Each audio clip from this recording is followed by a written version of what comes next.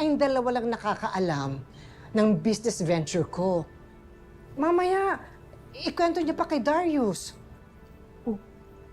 Ano naman po pag nalaman po ni Tito Darius? Di ba sabi ko sa'yo, huwag kang magtitiwala sa lalaking yon, kahit kapatid ko pa siya. Mamaya isipin niya na pinapaboran kita. Kaingitan ka niya. At baka mamaya, kung anong gawin niya sa'yo. Ganun ba siya kasama? Basta Tyron ha, makinig ka lang sa akin. Sundin mo lang yung sinasabi ko sa'yo. Naintindihan mo ba?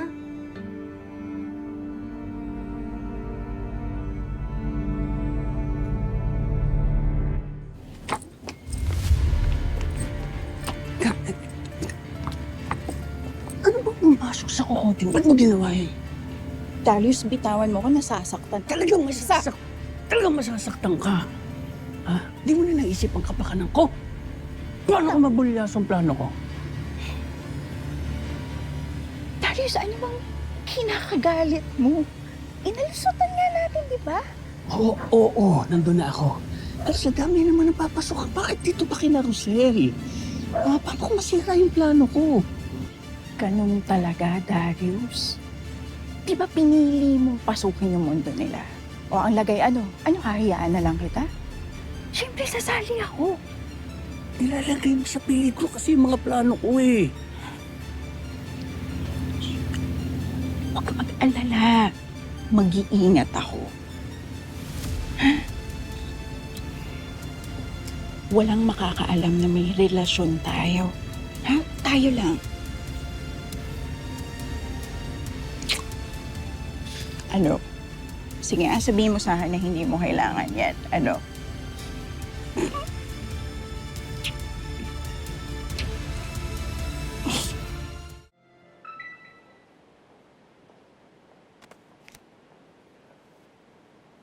Dala.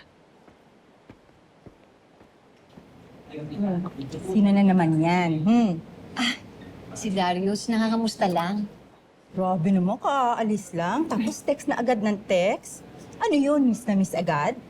Nako, ganun talaga si Darius. Alam mo, Adela, napakaswerte ko talaga sa asawa ko.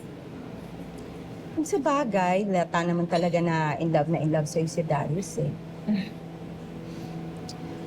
Pero matanong kita.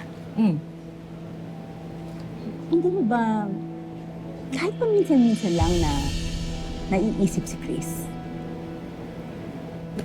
Adela, bakit naman napasok sa usapan niyan si Chris? Wala lang. Curious lang ako. Sige na, sabihin mo na sa akin, ano? Naiisip mo rin siya, no? No, hanggang ngayon, ano? Sige na. Oo, kung minsan, Sabi naiisip ko siya. Pero naiisip ko siya bilang tatay ni Tayo.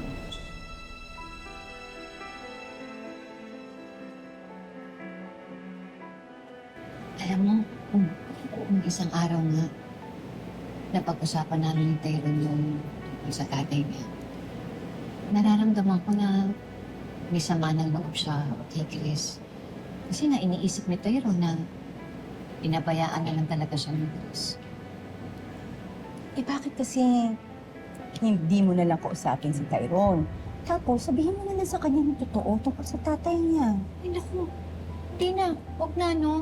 Bakit? Ayoko pang gumulo yung buhay namin. Hindi na, tama na tong ganito.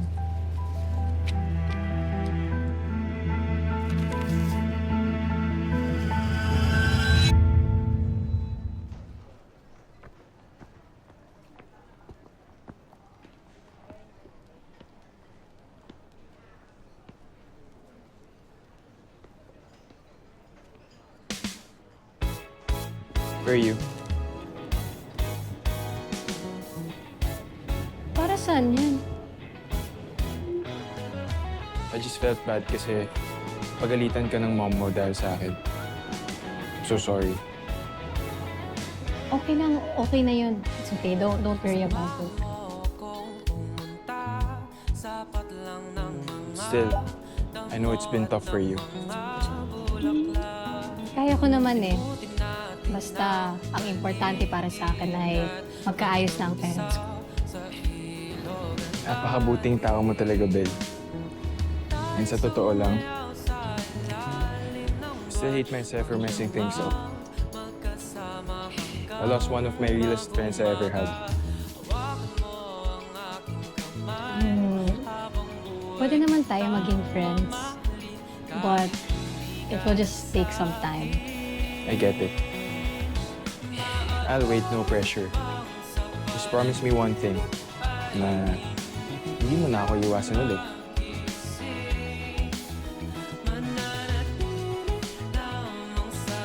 Thank you.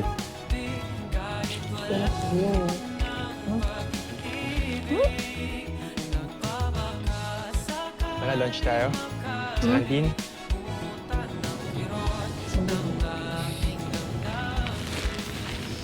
Tara.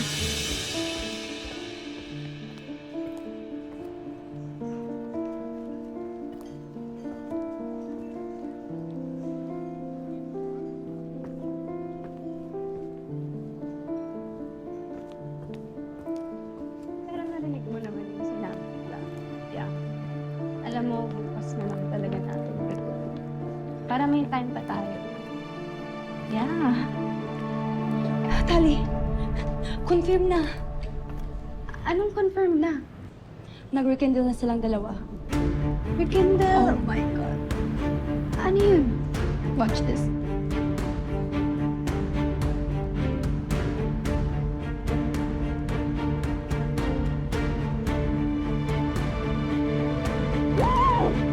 Kainis! Dali. Wait lang. Bakit kasi hindi mo na siya i-let go? You know, move on na, girl. Oo nga. Have some dignity, girl. Huwag mo na ipagpilit yung sarili mo sa kanya. Basta. So what do you want me to do? Ha? Hahayaan ko na lang na magiging masaya si Belle? Hahayaan ko na lang na kukunin niya lahat ng meron ako? No! That's not me! I'm the type of person na palaban ako, hindi ako magpapatalo kay Belle.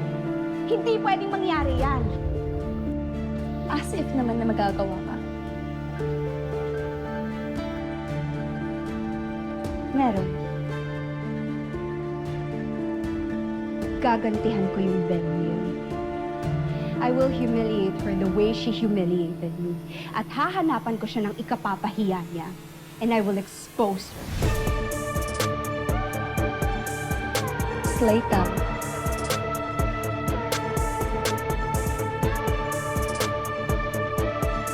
Umanda ka.